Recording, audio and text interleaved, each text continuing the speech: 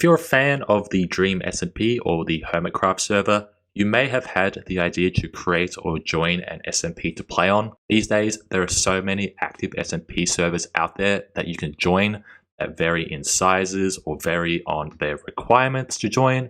For an example, an SMP may be limited to just personal friends only, trusted players, YouTubers, streamers, or a combination of all. It's important to understand the type of SMP you want to play on before deciding to join or create one yourself. So how serious are you in participating in events? How much time can you devote to the server per week? Are you willing to record or stream? These are all things you have to decide in advance. If you simply wish to join an existing SMP, there are plenty of places to find them, and I'll make a video on that in the future. But today I'm going to show you how you can create your own SMP from scratch and the different types of SMPs you can create. So the first thing you want to decide is what kind of SMP you're creating and how you'll invite players onto it. So SMP stands for Survival Multiplayer, and with survival servers you can have many issues with people stealing or griefing or hacking. So I'm going to describe 4 different levels of an SMP server or a survival server, and you decide which one works for you. The higher the level, the more work you're going to need to do to create it. So level 1, we have just a plain vanilla server with a whitelist. Number 2, we have a plain vanilla server with a whitelist with a few basic data packs and crafting tweaks. For level 3, we have a spigot survival with an optional whitelist with data packs, crafting tweaks, and a bunch of basic plugins. And level 4, we have a fully fledged public survival server with plugins and data packs and crafting tweaks, and something that you kind of find on a Minecraft serverless website. So it kind of strays away from the private SMP style, but it still falls within the same survival server category. That's why I've listed it. So for today's video, we're going to be creating a level 1 and level 2 SMP. I already have a level 3 and 4 SMP up and running, so I'll show you how those work towards the end of the video, because as I've said, they're a lot more complicated to set up. The first thing we need to do is acquire a Minecraft server. Now you can get a Minecraft server for free, and if you'd like to see how to do that, you can check the description, or there should be a pop-up on screen for a video I've made reviewing free server websites in the past. I recommend purchasing a server using a third-party website as opposed to Realms. Again, there are plenty of options available, and my go-to service is called Bisect Hosting. To view the different prices, simply jump on bisecthosting.com, click See Minecraft Plans, and then click to view the full list of plans. You can see the cheapest plan starts at $2.99 per month for a 1 GB of RAM, and that should be enough to run a level 1 or 2 SMP type. So for the purposes of this video, that's what we're going to purchase. Now, if you ever need to upgrade or downgrade your plan, that can easily be done as well. Because I frequently use Bisect Hosting, I do have an affiliate link in the description, which you can use when signing up. And by using my link, I'll receive a bit of credit, which can go towards purchasing more servers to make videos on. So just before you purchase the server and are in the cart stage, there are a few add-ons you can purchase. I recommend paying on a quarterly or semi-annual basis to save a bit of money. As it's for an SMP, the server will likely last for 3 to 6 months minimum, hopefully, if run well. And if you choose to close the SMP, you can always reset the server and repurpose it for something else. I don't recommend having a dedicated IP or unlimited slots or a backup, because there are other ways to work around that. And under the mod pre-install option, just select Vanilla 1.16.5 or whatever version you want to play on. When we set up the server, we're going to change this to a Paper MC.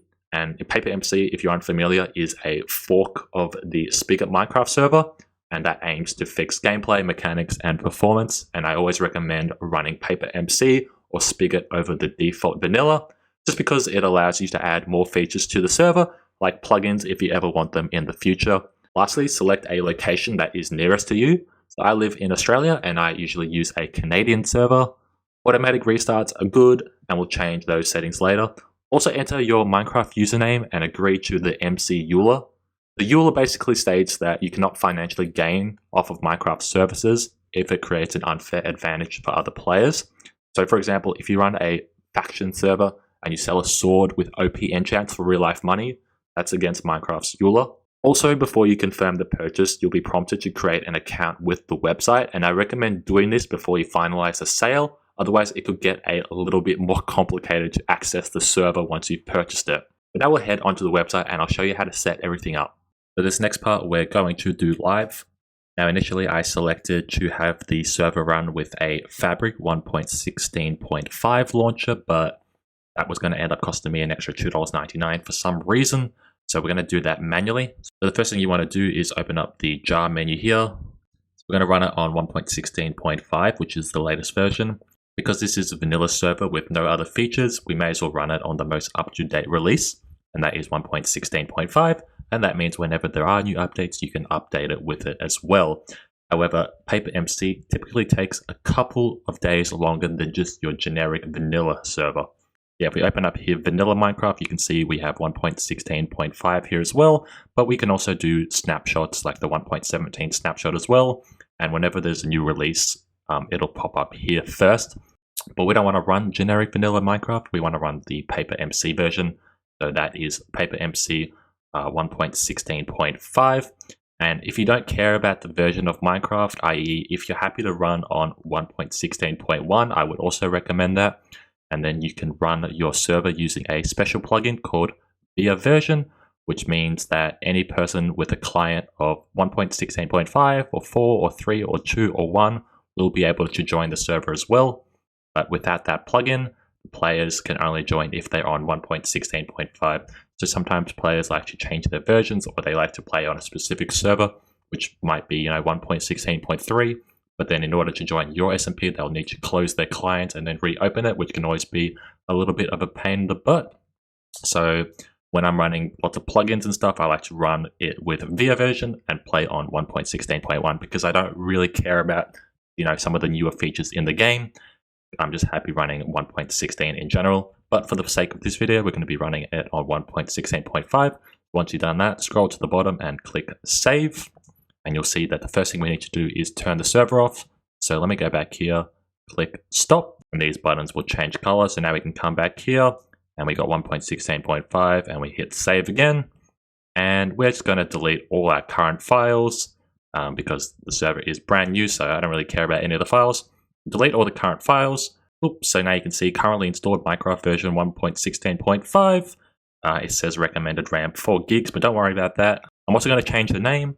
So we're going to call it a test SMP just for the sake of it, because I have other servers here. I want to distinguish them, and then we'll hit save.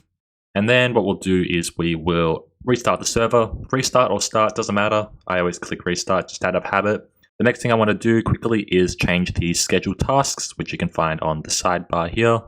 So these are the scheduled tasks. So every single day, you can see that this command will be run, which is the op server owner. Let's open that in a new link and see what that says. Every single day, the op server owner will run through console, and I am the server owner. So in the case that I accidentally get de-opt, I can always re-opt myself. But I am actually going to delete that, because when I'm playing SMP, I might have a tendency to cheat every now and again. So if I just eliminate that whole thing, I won't have to worry about that. And the next thing is the server restart, which we checked off when we purchased the server. You can see here that the server resets once a day, and we also have a whole bunch of these warnings as well. The warnings are really annoying. I don't like them, so we're going to go ahead and delete all the warnings as well. So we'll just delete the 5, the 15, and the 30-minute one. We'll come here and click delete. Cool, and now we just have the 1-minute warning and then the restart itself. So it'll say server restarting in 1 minute, and then it'll restart automatically. So you can see every day it'll restart at 8 PM, and you can change that to whatever you want. I'm not actually sure what the time zone is for that, but when you're running a basically vanilla Minecraft server, it only takes like 1 minute to restart, so I'm not really fussed about the timing on that. So let's head back to the test SMP, and you can see now that these bars are all full up, and the server is up and running. So just before we hop into the game, we'll try and set up everything we can through the console, so that we don't have to do it in-game. So if you guys are unaware, this is the console here, and this will show you everything that's happening on the server. If any players join, if any players speak, if any players leave, if players move wrongly, stuff like that, a whole bunch of info. This is what it looks like when you restart the server.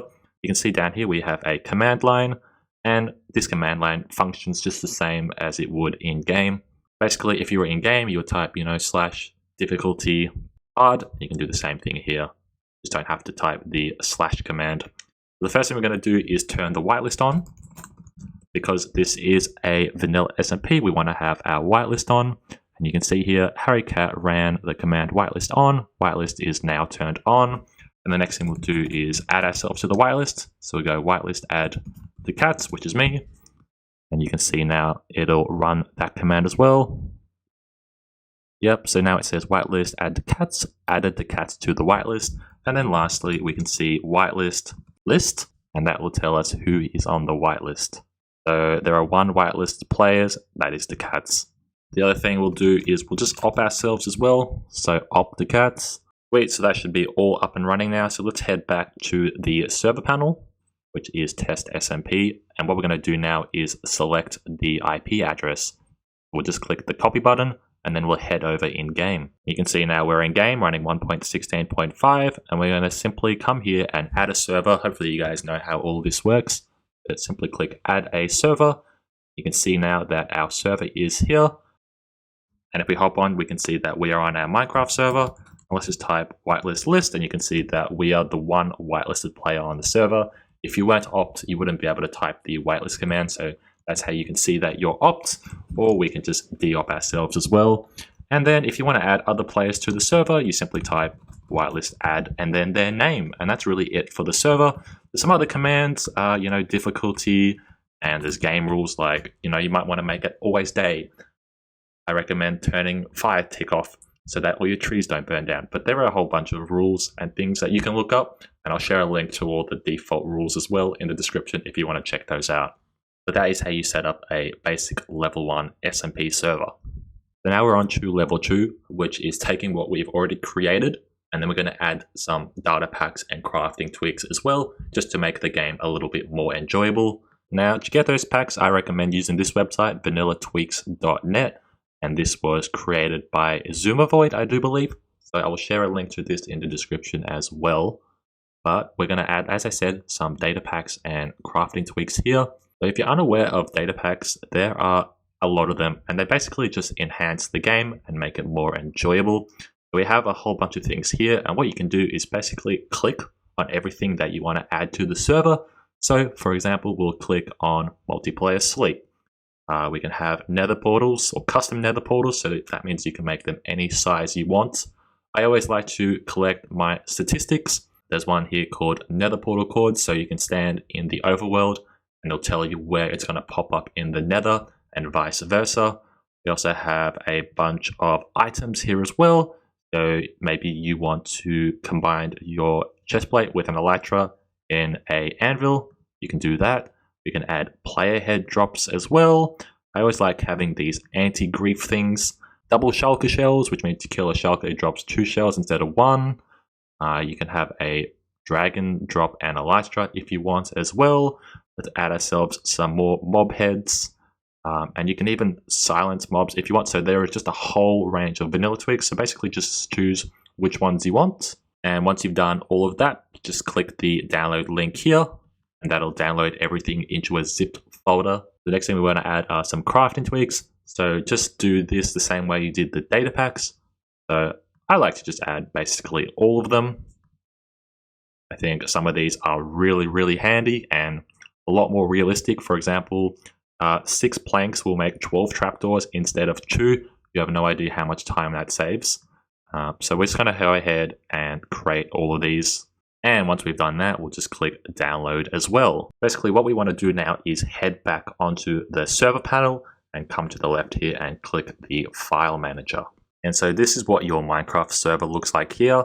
The first thing you'll do is locate the world folder, and then you'll click on the data packs folder. Sweet, so here we have our downloads folder. We have one that says unzip me, and we have one that doesn't. Let's go ahead and unzip the one that it tells us to. We'll just do extract all and stick it in the same folder. So the one we unzipped will be the data packs, and the one that is remained zipped will be the crafting tweaks. What we're going to want to do now is come over to here and then click upload. And then all we simply want to do is pop these files in here. We have the first zip folder, and then we want to add all these individually zipped data packs as well. and that will just take a short while to upload. So once you've done that, click the X in the top right corner, and let's head back to our panel, and we're going to restart the server. And now we're going to hop on the server again here. I apologize for the low FPS. I'm running just a default client of the game, but you can see now we are back on the server. And just so we don't die, let's switch into creative mode. What we'll do is type /datapacks list. And now you can see that all of our data packs have been installed here. And if you want to run down on how all the individual data packs works, you can simply just click on the link, or you can click through the Vanilla Tweaks website as well for a list on how everything works and the different commands to type in order to run the data packs. Because they use the trigger commands and they can be a little bit complicated. And then the other thing was the crafting tweaks as well. So let's go ahead and look at the trapdoor, for example. So let's grab a bunch of planks and a crafting table and see if that is all running nicely. Oops, so you can see that the 6 planks creates 12 trapdoors instead of 2 as it normally would in game. So that is what the crafting tweaks does. And that is how we create the level 2 SMP server. So it's just like the first one, but a little bit more complicated. But it's still, as you can tell, very, very simple to set up. Now, as I said, types 3 and 4 are a lot more complicated to set up, and especially 4. 4 will take you a couple of days to set up. 3 will just take you, a couple of hours. But 1 and 2 should take, 5 to 10 minutes tops. Now, there's other things you can do with the server to customize it, but we have the bare bones running, the main structure of the server running, and your players will be able to join and have an enjoyable experience.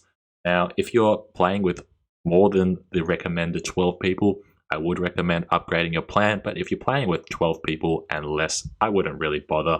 I've played on SMP servers with the minimum requirements.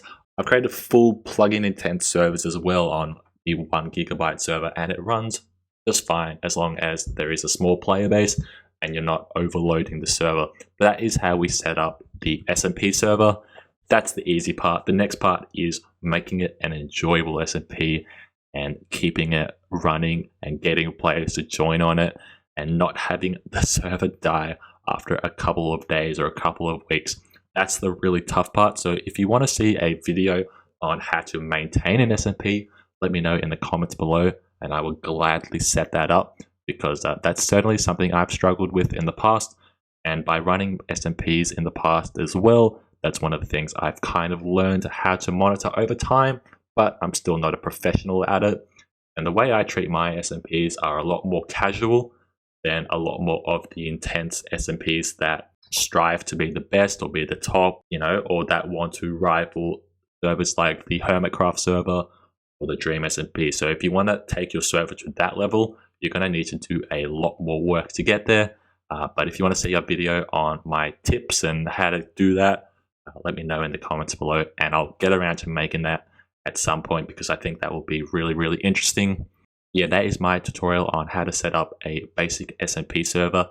If you do enjoy this video and you want to see more videos like it or on this topic, make sure to hit the subscribe button, because I'll be posting lots more videos like this in the future, because I really enjoy the server creation aspect side of Minecraft, as well as playing the game itself. I think this is a much more interesting side of the game, and a side that a lot of people don't really see or have any experience working with. But yeah, I'm going to wrap up the video here. I hope you guys have enjoyed this tutorial, and I will see you all in the next video, guys. Peace.